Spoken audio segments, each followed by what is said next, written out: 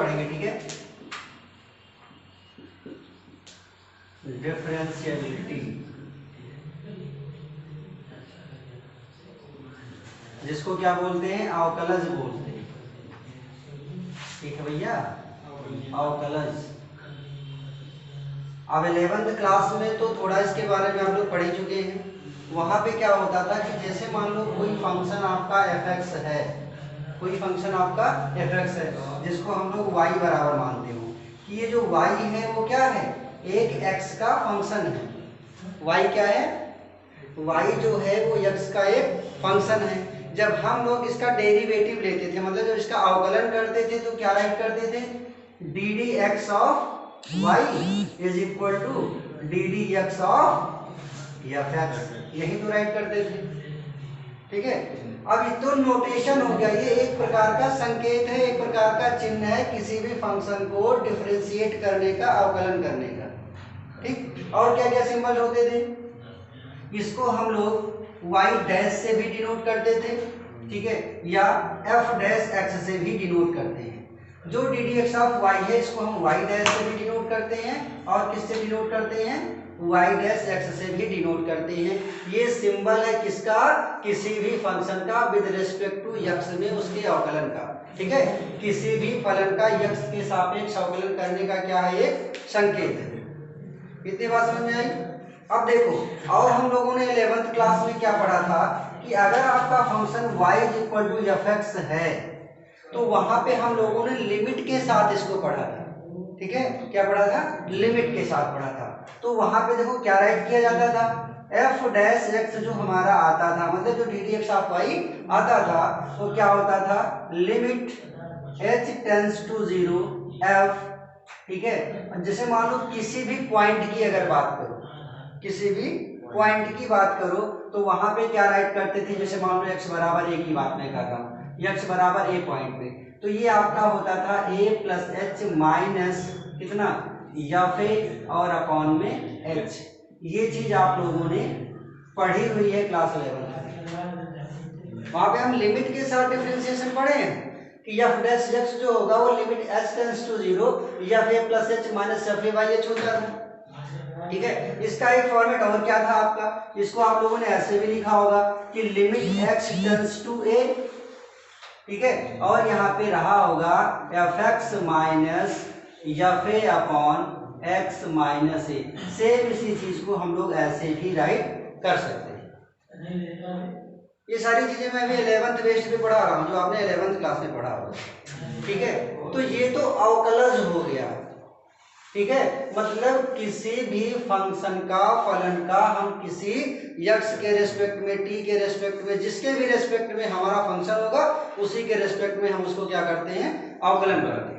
तो हमारा जो y फंक्शन था वो x के फॉर्म में था, तो हमने क्या किया, डी डी एक्स कर दिया, मतलब इसका डिफरेंशिएशन करने का ये तरीका, एक सिंबल है।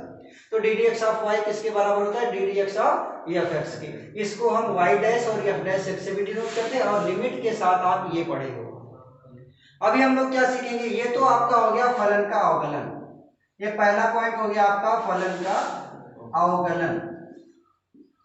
फलन का अवकलन का मतलब क्या, differentiation of function, differentiation of function, ठीक है।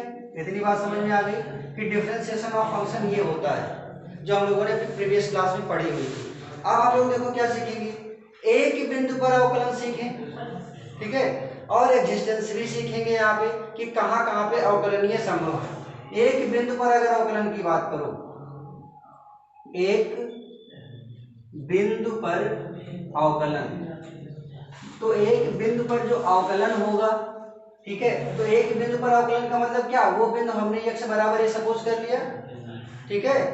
एक बिंदु पर अवकलन की अगर मैं बात करूं तो मैंने x बराबर a सपोज कर लिया, ठीक है। तो एक बिंदु पर अवकलन हम लोग इस टाइप से निकालते हैं, ठीक। और इसको लिखने का और क्या तरीका है, जैसे d d x of y मैंने निकाला, तो क्या करेंगे, d d x of y क्या लिखेंगे, x is equal to a पर, समझे कि ये जो एफ डैश एक्स हमारा है वो x बराबर a पर क्या है, डी डी एक्स लगा है, मतलब ये जो y फंक्शन था, जो y फलन था, वो हमने x बराबर a पर अवकलन कर दिया। ठीक भैया, बात समझ में आ रही है? तो एक तरीका तो ये हो गया किसको डिनोट करने का, एक बिंदु पर अवकलन को प्रदर्शित करने का ये तरीका हो गया। ठीक है, ये differentiation at a single point, differentiation at a single point. अब यहाँ पे एक इंपॉर्टेंट चीज ये आएगी क्लास 12th में कि कोई भी फलन आपका डिफरेंशिएबल है कि नहीं, ये कैसे पता करेंगे। अभी क्वेश्चन में आप लोगों को मिलेगा एक्सरसाइज में कि कोई फलन दिया रहेगा और ये पूछेगा कि ये फलन आपका अवकलनीय है या नहीं, समझे। उसके लिए देखो क्या होता है, मतलब एग्जिस्टेंस पूछेगा, एग्जिस्टेंस ऑफ डिफरेंशिएबिलिटी पूछेगा, डिफरेंशिएबिलिटी। ठीक है, तो एग्जिस्टेंस का मतलब क्या, अवकलनीयता की जांच करेंगे आप, अवकलनीयता की जांच करेंगे हम लोग कि क्या कोई फंक्शन, कोई फलन हमारा अवकलनीय है कि नहीं। तो जैसे हम लोगों ने अभी पढ़ा था कंटिन्यूटी में, लेफ्ट हैंड लिमिट और राइट हैंड लिमिट पढ़ा था, तो यहाँ पे हम लोग लेफ्ट हैंड डिफरेंशिएबल पढ़ेंगे और राइट हैंड डिफरेंशिएबल पढ़ेंगे। अगर दोनों आपका बराबर आएगा तो हम कहेंगे कि हाँ, जो फंक्शन मेरे पास था, जो गिवन फंक्शन था, वो क्या है, वो अवकलनीय होगा। अब इसके लिए जैसे मान लो अगर मैं यहाँ पे आर एच डी की बात करूं, राइट हैंड डिफरेंशिएबल, ठीक है, दाएं पक्ष की डिफरेंशिएबिलिटी की अगर मैं बात करूं यहाँ पे, तो आपका क्या होगा, limit h tends to 0 plus में ना, और सेम यही चीज आप राइट करोगे तब F A plus H minus f a by H, ये तो आपका हो गया राइट हैंड डिफरेंशिएबल, ये राइट हैंड डिफरेंशिएबिलिटी हो गई। और सेम इसी तरीके से जब हम लेफ्ट हैंड डिफरेंशिएबिलिटी निकालेंगे तब लिखेंगे limit h tends to 0 minus या a minus h minus f a by minus h. ठीक है, तो बात समझ में आ रही है कि जब हम एग्जिस्टेंस ऑफ डिफरेंशिएबिलिटी की बात करेंगे कि कोई भी फलन आपका वो डिफरेंशिएबल है कि नहीं, अवकलनीय है कि नहीं, अगर ये क्वेश्चन में पूछेगा तो क्या करना पड़ेगा, एक बार राइट हैंड डिफरेंशिएबिलिटी करेंगे, एक बार लेफ्ट हैंड डिफरेंशिएबिलिटी करेंगे, तो एक फार्मूला ये लगाओगे, एक फार्मूला ये लगाओगे। अगर आपका आर एच डी जो है वो एल एच डी के क्या आ जाए, बराबर आ जाए, तो हम कह सकते हैं कि हमारा जो फलन होगा, जो फंक्शन होगा, वो डिफरेंशिएबल होगा at a point x is equal to a, किसी भी लिमिट पे। जैसे कोई पॉइंट दिया रहेगा ना, तो उस पॉइंट पे हमारा जो फलन है, जो फंक्शन है, वो डिफरेंशिएबल होगा कब, जब इसकी राइट और लेफ्ट दोनों डिफरेंशिएबिलिटी हम लोग क्या कर लें, बराबर। ठीक भैया, इतनी बात हो गई। और अभी एक चीज और हम लोगों को जानना है, वो क्या है कि किसी भी अंतराल में कोई फलन कैसे अवकलनीय होता है, किसी अंतराल। तो अंतराल की बात करते हैं हम लोग। यहाँ पे मैंने लिखा था y equal to f x, है ना, मैंने तो रफ कर दिया यार, लिखोगे नहीं सर, वो ऊपर वाला इसे तो कोई ज्यादा मतलब था नहीं। चलो देखो, अब हम लोग यहाँ पे क्या देखेंगे, इंटरवल में जो अंतराल था, अंतराल में फलन का अवकलन,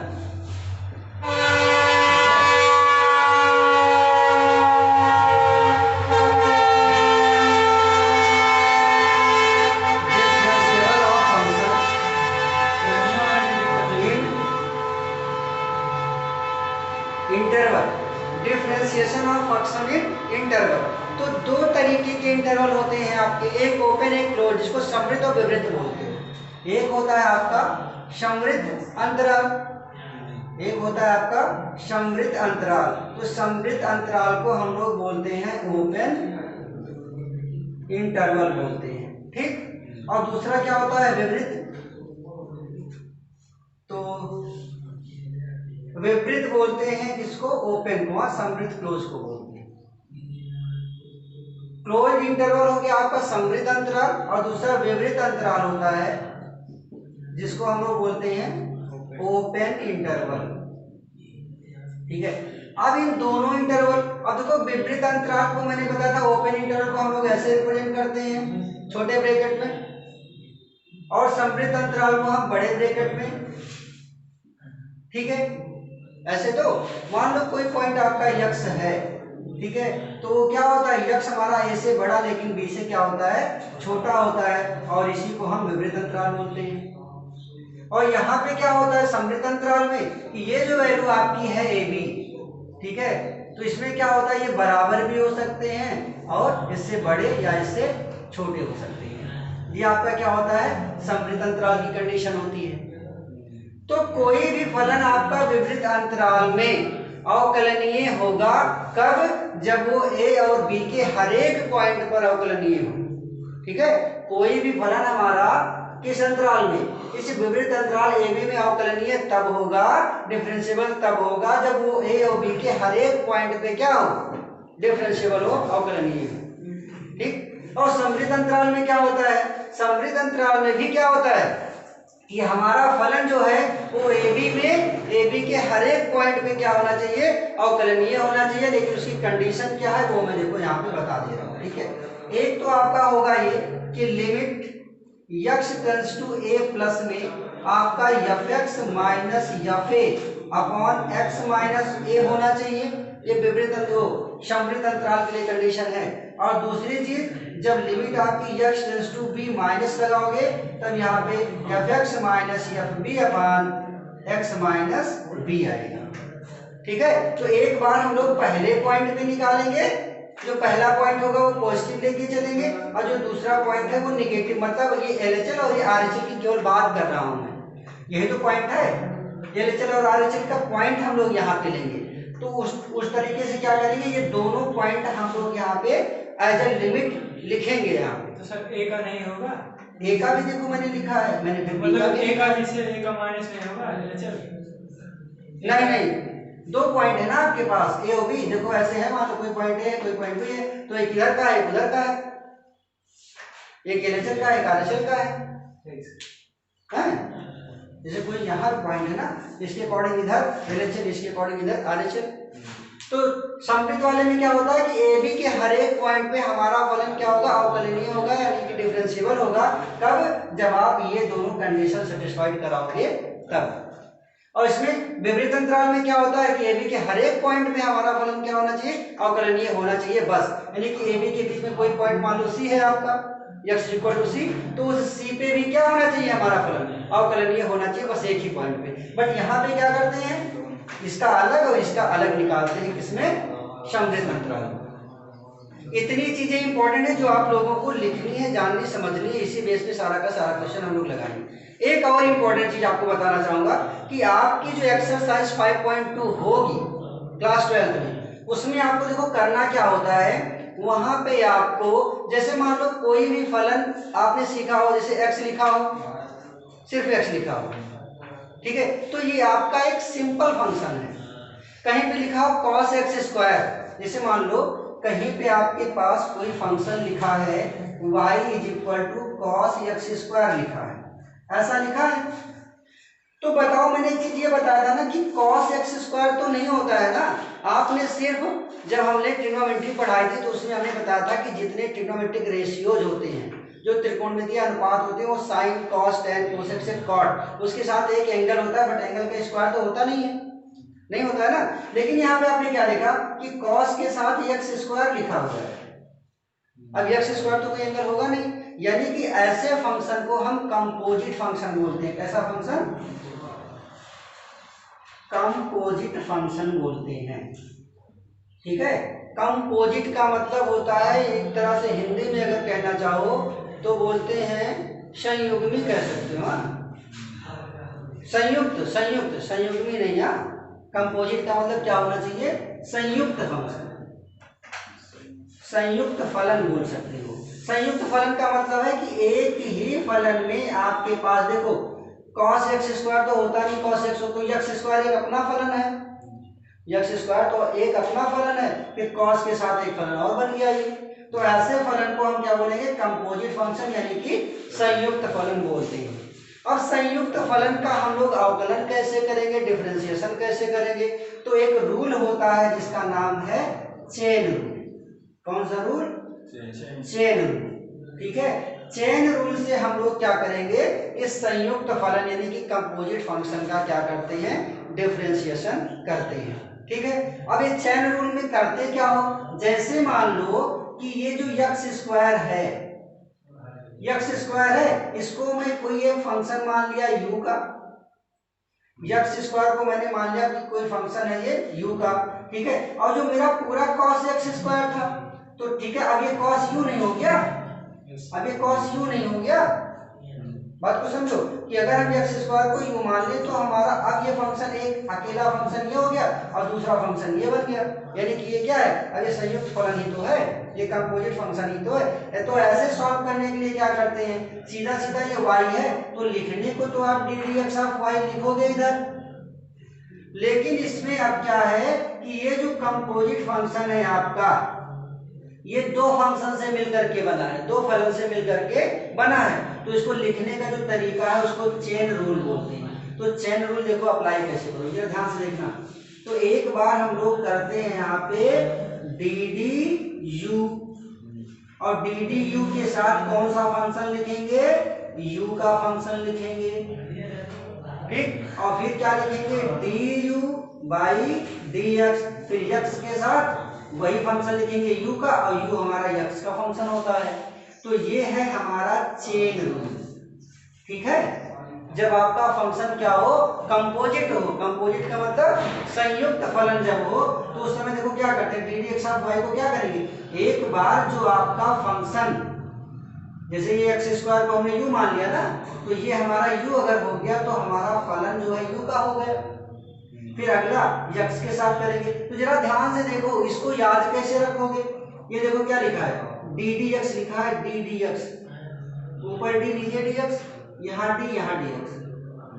ध्यान से देखना, ये डी वाई डी एक्स है, तो यहाँ पे तिरछे में देखो डी वाई डी एक्स लिखा है। सिर्फ आपने किया क्या, एक बार डी के नीचे डी यू लिख दिया और एक बार इस डी एक्स के ऊपर डी यू लिख दिया, आपका यही डी डी एक्स लिखा है, डी देखो D by d x, D by d x लिखा है, लेकिन आपने क्या किया, क्या इसमें एक डी यू नीचे और एक डी यू ऊपर लगा दिया, बस यही याद करने के आपके तरीका होगा। ठीक है, चैनल को कैसे याद रखोगे कि यही डी डी एक्स तो रहेगा आपका, देखो डी डी एक्स तो है, हमने क्या किया, एक डी यू नीचे और एक डी यू ऊपर लगा दिया, तो ये आपका चेन रूल हो जाएगा। ठीक है, अब इतनी चीजें आप राइट कर लो, उसके बाद में अभी एक्सरसाइज बता रहा हूं।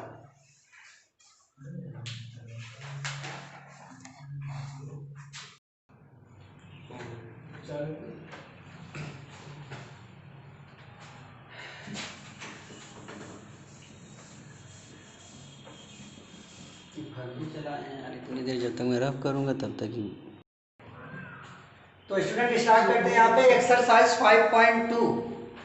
ठीक है, यहाँ पे क्वेश्चन नंबर 1 से लेके 8 तक के जो भी क्वेश्चन हैं उसमें क्या करना है, यक्स के सापेक्ष निम्नलिखित का अवकलन करना है। मींस हमें डिफरेंशिएशन करना है with respect to x of the following functions. तो यहाँ पे जरा इस फंक्शंस को पहचानो, ये जो फलन आपके लिखे हुए हैं ये क्या कंपोजिट नहीं है, संयुक्त ही तो है, ये संयुक्त फलन ही तो है, कंपोजिट फंक्शन ही तो है, क्योंकि साइन के साथ देखो एक्स स्क्वायर प्लस 5 लगा है। तो यहाँ पे हम लोग कौन सा रूल लगाएंगे, चेन रूल, जिसको हिंदी में श्रृंखला नियम भी कहते हैं। ठीक है, तो जरा ध्यान से देखना, यहाँ पे देखो, इसको जो सॉल्व करने का तरीका है वो एक बार अच्छे से समझ लो। यहाँ पे उसके बाद प्रैक्टिस के ऊपर डिपेंड करती है, अभी तो आपको अलग अलग चीजें समझनी पड़ेगी, जब आपकी अच्छी से प्रैक्टिस हो जाएगी तो आप डायरेक्ट भी क्वेश्चन को सॉल्व कर सकते हो। देखना जरा, तो हमने क्या किया, यहाँ पे माना, ठीक है, हमने यहाँ पे ये मान लिया कि एक्स स्क्वायर प्लस 5 जो है इसको मैंने क्या मान लिया, इसको यू मान लिया, एक्स स्क्वायर प्लस 5 को मैंने क्या मान लिया, यू मान लिया। तो चेन रूल अगर लगाऊं तो देखो जो फंक्शन मेरा लिखा था, हमने यहाँ पे क्वेश्चन नंबर 1 को ऐसे सपोज कर लिया कि ये y is equal to sine x square plus 5 लिखा हुआ है। ठीक है, ये जो y है वो x का एक फंक्शन है, एक फलन है।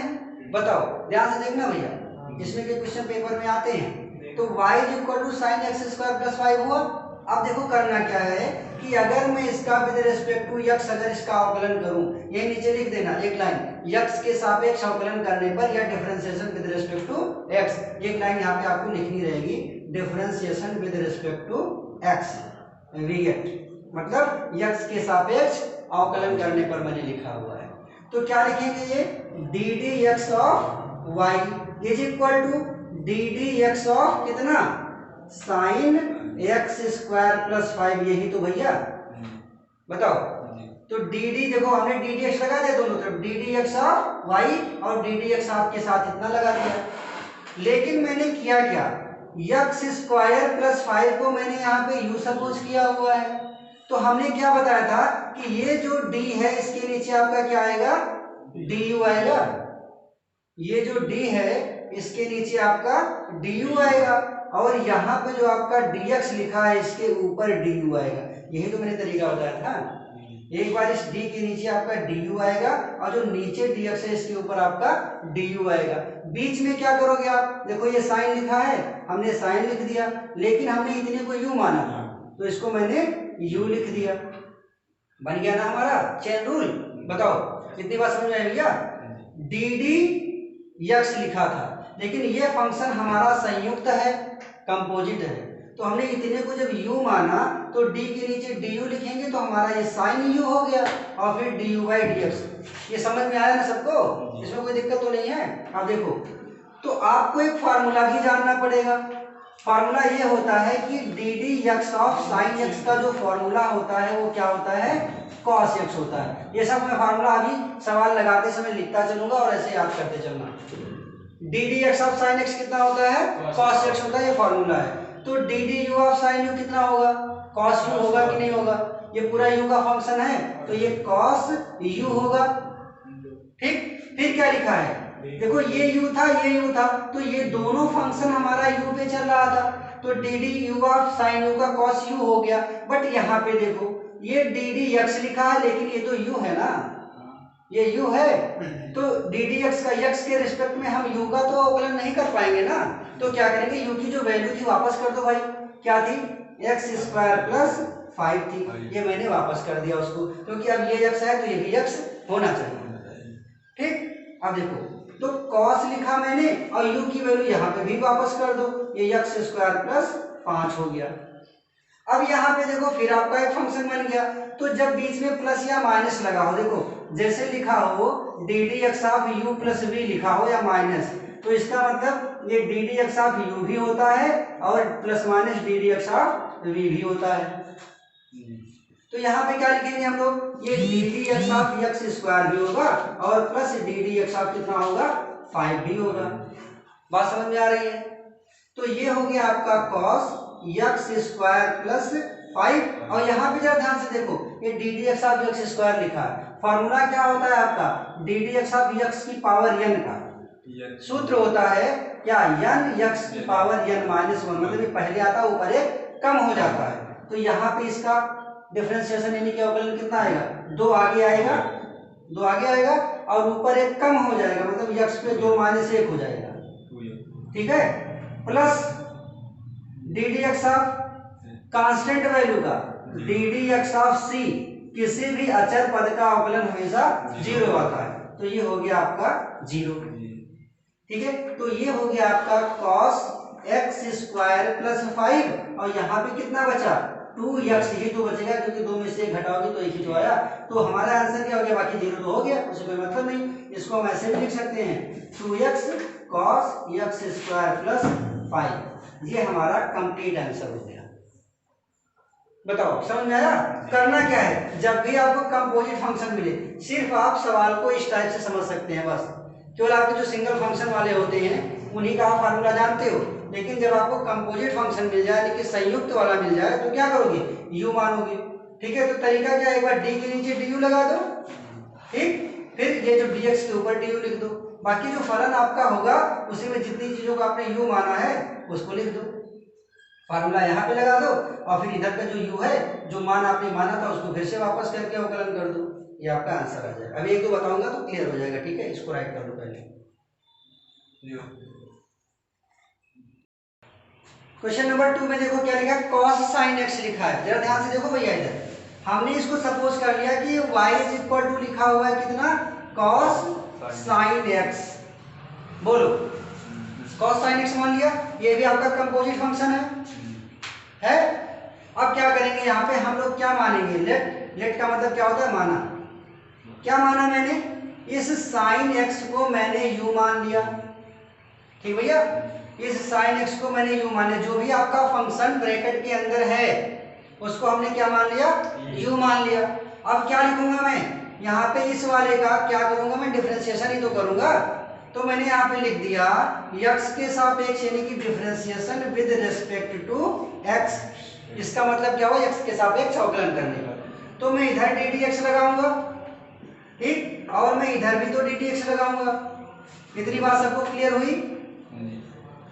अब ये फंक्शन आपका कंपोजिट है, हमने क्या बताया था अभी, चेन रूल लगाओ। तो d के नीचे क्या लिखोगे, du। थोड़ी दूर पे क्या करो, नीचे वाला dx लिख के उसके ऊपर du लिख दो, जब तक आपकी प्रैक्टिस नहीं बन रही है। ठीक है, और बीच में क्या लिख दूंगा मैं, cos, और sin x की जगह पे लिख दिया मैंने u।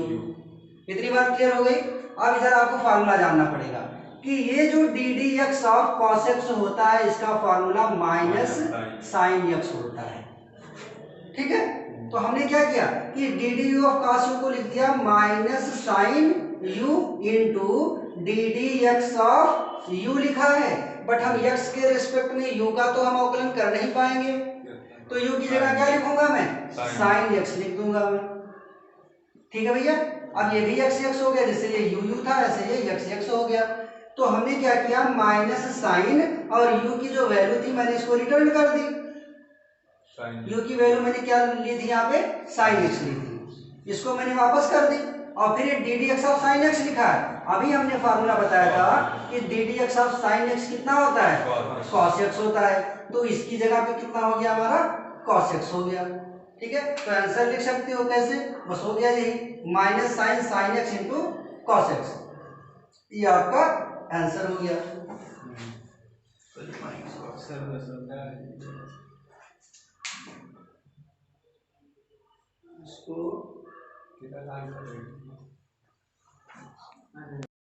चलो देखो भैया, यहाँ पे अगला क्वेश्चन है हमारा, y is equal to sec tan root x लिखा हुआ है।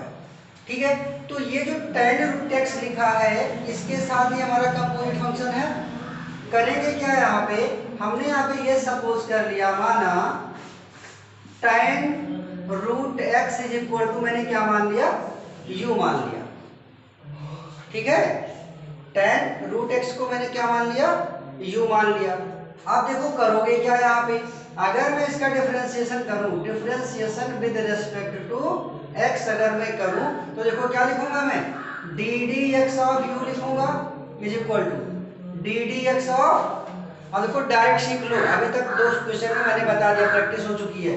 सीधा सीधा मैं लिखूंगा d d u of sec के साथ कितना, u into d u by d x. बताओ ठीक है। फॉर्मूला आपको यहाँ पे ये जानना पड़ेगा कि d d x of sec x जो होता है वो सेक एक्स tan x होता है। ठीक है भैया, d d x of sec x कितना होता है, सेक एक्स tan x होता है। तो यहाँ पे आपका होगा सेक u tan u। बताओ ठीक। फिर यहाँ पे मैंने लिखा d d x of u, और u की वैल्यू आपकी कितनी है, tan रूट x है। फिर तो ये कंपोजिट फंक्शन बन गया। अब रूट x आ गया कि नहीं आ गया, फिर कंपोजिट बन गया है। फिर अगेन मानूंगा, लेकिन पहले मैं इसको सॉल्व कर लूं तब। तो सेक लिखा मैंने, और u की वैल्यू कितनी है, tan रूट x। ठीक है, और यहाँ पे tan हो गया, और u की वैल्यू कितनी है, tan रूट x। फिर मैं देखो यहाँ पे क्या करूंगा, अब यहाँ पे मैं फिर सपोज करूंगा, माना कितना मानूंगा, रूट x को मैंने यहाँ पे v मान लिया, कोई दूसरा सिंबल मैंने यहाँ पे मान लिया। तो फिर ये हमारा क्वेश्चन क्या बनेगा, डी डी वी के साथ tan v into d v by d x. अब ये बनेगा कि नहीं बनेगा, बताओ, समझ में आ रहा है सबको। अब देखो जरा ध्यान से, ये हो गया आपका सेक के साथ tan रूट x, tan के साथ tan रूट x। यहाँ पे देखो D d x of ten x का फॉर्मूला भी आपको यहाँ पे याद करना पड़ेगा। तो d d x of ten x कितना होता है भैया, सेक स्क्वायर एक्स होता है। D d x of ten x कितना होता है, सेक स्क्वायर एक्स होता है। तो ये हो गया आपका सेक स्क्वायर वी हो गया, ठीक। फिर यहाँ पे क्या लिखोगे, d d x of v लिखा है, बट x को तो हम v के रिस्पेक्ट में कर नहीं पाएंगे, v की वैल्यू वापस कर दो, कितनी है, रूट x लिखी हुई है। बताओ कितनी बात क्लियर हुई। अब आगे देखो, sec tan root x, tan root x, फिर ये कितना सेक स्क्वायर v की value root x into d d x of root x लिखा हुआ भैया। इसका मतलब क्या कि ये जो है वो D d x of x की पावर 1/2 लिखा हुआ है। रूट का मतलब 1/2 ही तो होता है।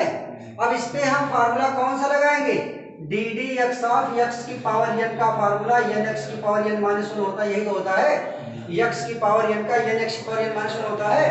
तो 1/2 का क्या हो जाएगा, देखो 1/2 का हो जाएगा x, ये रूट का मतलब कितना 1/2, तो ये 1/2 आगे आएगा, फिर x पर 1/2 में एक कम हो जाएगा, यही तो बनेगा, ठीक है। फार्मूला क्या होता है, n x की पावर n माइनस 1 होता है, ठीक है। तो ये हो गया आपका सेक tan रूट x, फिर ये हो गया tan root x sec square root x 1/2 के साथ x पर कितना -1/2 आएगा कि नहीं आएगा, -1/2, देखो 2 का नंबर -2 में से घटाओगे तो 1 आएगा।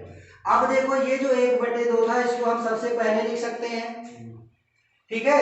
और x पे -1/2 का मतलब क्या होता है, x पर -1/2 का मतलब 1/x पर 1/2 ना, इसका मतलब 1/x पे रूट होता है।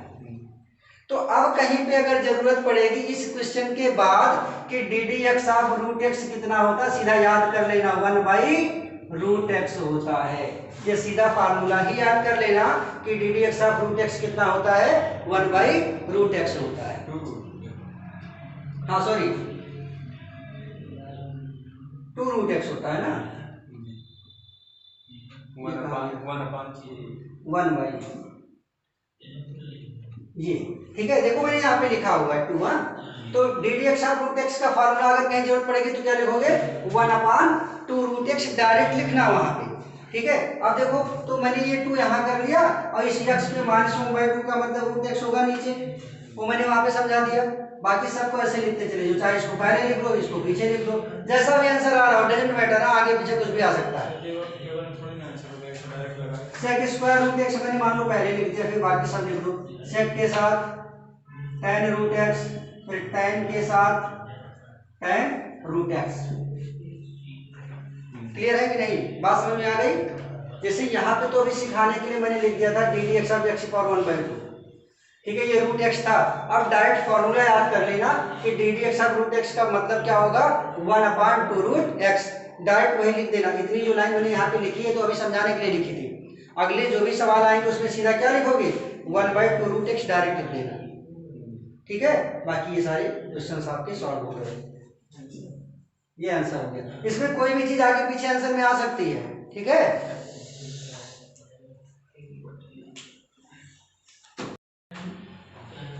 नेक्स्ट क्वेश्चन पढ़ने से पहले हम लोग यहाँ पे मल्टीप्लिकेशन रूल और डिवीजन रूल सीखेंगे, ठीक है।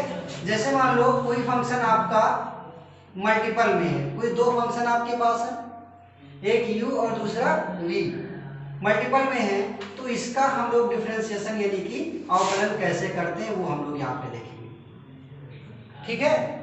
अब जरा देखो ध्यान से, तो जैसे d d x of u into v लिखा हुआ है, तो इसका अवकलन क्या करते हैं।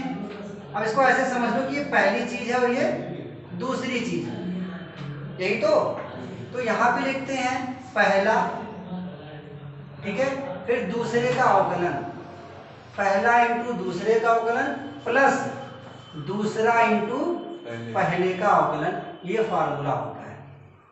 बात समझ में आई कि जब आपके पास दो फंक्शन मल्टीपल में हो और इनका जब अवकलन यानी कि डिफरेंशिएशन करना होता है, तो first differentiation of second plus second differentiation of first, मतलब एक बार पहली चीज आगे दूसरे का अवकलन, फिर दूसरी चीज आगे पहले का अवकलन।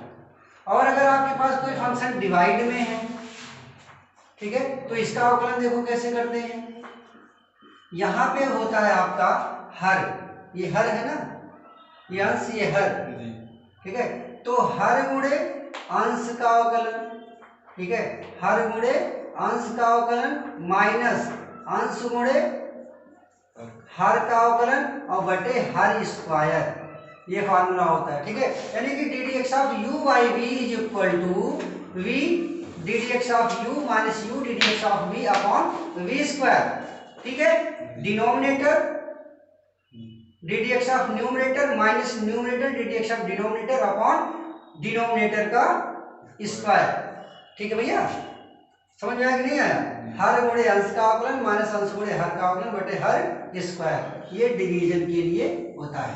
अब हम लोग इसी बेस पे क्वेश्चन नंबर 5 को सॉल्व करेंगे। क्वेश्चन नंबर 5 क्या है, sine a x plus b upon cos c x plus d, ठीक है। तो देखो यहाँ पे किस टाइप का फंक्शन दिख रहा है, यू बाई वी के फॉर्म में दिख रहा है। अगर मैं इसे y सपोज कर लूं, ठीक है, अब हम क्या करेंगे, यहाँ पे डिफरेंशिएट करेंगे दोनों साइड में with respect to x, differentiation with respect to x on both side we get, दोनों पक्षों में क्या कर रहा हूं, x के रिस्पेक्ट में हम लोग अवकलन कर रहे हैं। तो क्या लिखेंगे, D d x of y इधर होगा, इधर क्या होगा, ये क्या लिखा मैंने, पहले नीचे वाली वैल्यू लिखी, मतलब क्या लिखूंगा मैं, cos के साथ सी एक्स प्लस डी लिखूंगा, फिर डी डी एक्स ऑफ क्या लिखूंगा, ऊपर का लिखूंगा sine a x plus b लिखा मैंने, फिर माइनस लिखूंगा, फिर ऊपर की value sine a x plus b, और फिर d d x of v यानी कि नीचे की वैल्यू लिखूंगा cos c x plus d, और अपॉन में क्या होगा, जो नीचे वैल्यू आपकी है उसी का हो जाएगा स्क्वायर। इतनी बात सबको समझ में आ गई। अब देखो ये हो गया आपका cos c x plus D, क्योंकि इसमें तो डिफरेंशिएशन लगा नहीं है तो सीधा इसको हम एज इट इज जैसे राइट कर देंगे। D d x of sine x का फॉर्मूला क्या होता है, cos एक्स होता है। जरा ध्यान से देखो, मैं डायरेक्ट बताने की कोशिश कर रहा हूं, अगर समझ में आए तो। D d x of sine x, मैंने पूरे को एक्स मान लिया अभी तक, मैं ये मान रहा हूं कि ये पूरा साइन एक्स है मेरा। तो d d x of sine x कितना होता है, ये cos एक्स होता है, तो एक्स की जगह मैंने पूरा लिख दिया। लेकिन अभी मुझे किसका अवकलन करना पड़ेगा, इस ए एक्स प्लस बी का फिर से तो करना पड़ेगा।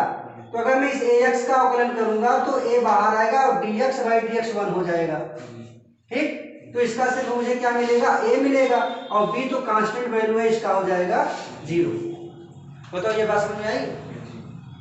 फिर minus sign a x plus b, और ये d d x of cos x का क्या होगा, माइनस, तो वो माइनस और ये माइनस जो पहले से लगा इसको प्लस कर सकता हूं मैं। तो d d x of cos x कितना होगा, sign c x plus D होगा।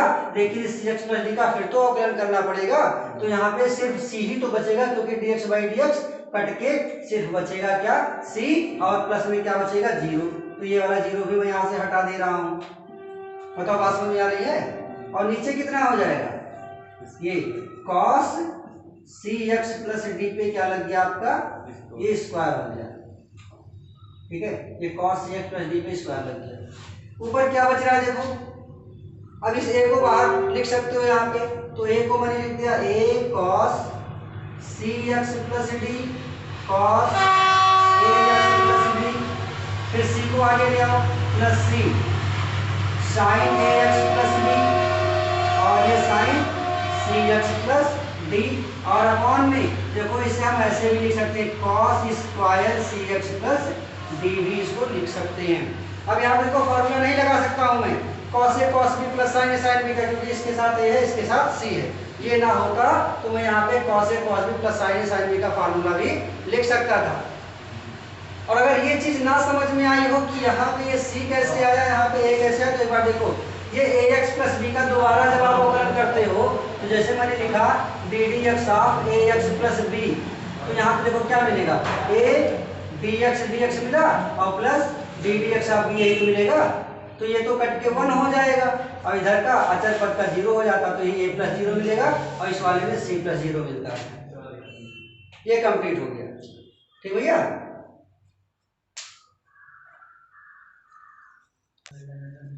अब इसके आगे देखो हम लोग क्या कर सकते हैं, ये लिखा है आपका a cos cx plus d cos ax plus b upon कर दो इसके कितने cos square cx plus d, फिर ये बीच में प्लस लगा दो, फिर मैंने लिखा c sin ax plus b sin cx plus d और अपॉन में मैंने फिर कर दिया कितना cos square cx plus D.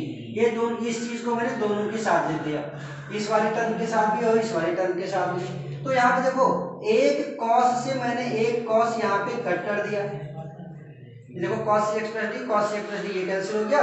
यहाँ पे देखो एक cos है आपका, तो इसमें तो कोई cos आया नहीं, ठीक है चलो छोड़ो। अब यहाँ पे देखो ये हो गया आपका a cos ax plus b और ये cos जब ऊपर जाता है तो क्या बनता है sec ax प्लस सॉरी ये बन गया आपका cos ax प्लस b और ये जब ऊपर जाएगा तो cos के साथ sec हो जाएगा, कितना बनेगा ये cx प्लस d बनेगा। cos जब ऊपर जाता है तो sec बनता है sec cx प्लस d और यहाँ पे कितना आ रहा है आपका देखो ये होगा आपका एक बार sin cx प्लस डी यहाँ है sin cx प्लस डी यहाँ है तो sin बाई cos का एक tan बनेगा, ठीक है। तो ये बनेगा आपका sin ax प्लस b और एक sin cx प्लस डी के साथ एक cos cx प्लस डी बनेगा आपका tan cx प्लस डी और एक cos अभी भी बचा है ना, ये जब cos ऊपर जाएगा तो हो जाएगा sec cx प्लस डी, ये आपका आंसर होगा। और चाहो तो sec cx plus D sec cx plus D दोनों में कॉमन भी कर सकते हो, कॉमन वाला आंसर आ रहा है, कॉमन आ रहा है, चाहो तो कॉमन कर सकते हो अभी भी, sec cx प्लस डी वहां पे भी है sec cx प्लस डी यहाँ पे भी है, इसको भी कॉमन कर लो तब आपका आंसर बन जाएगा। तो आपका आंसर यहाँ पे भी सही है यहाँ पे भी सही है और दोनों में अगर sec cx plus D common करते हो तब भी वो सही ही आएगा, ठीक है।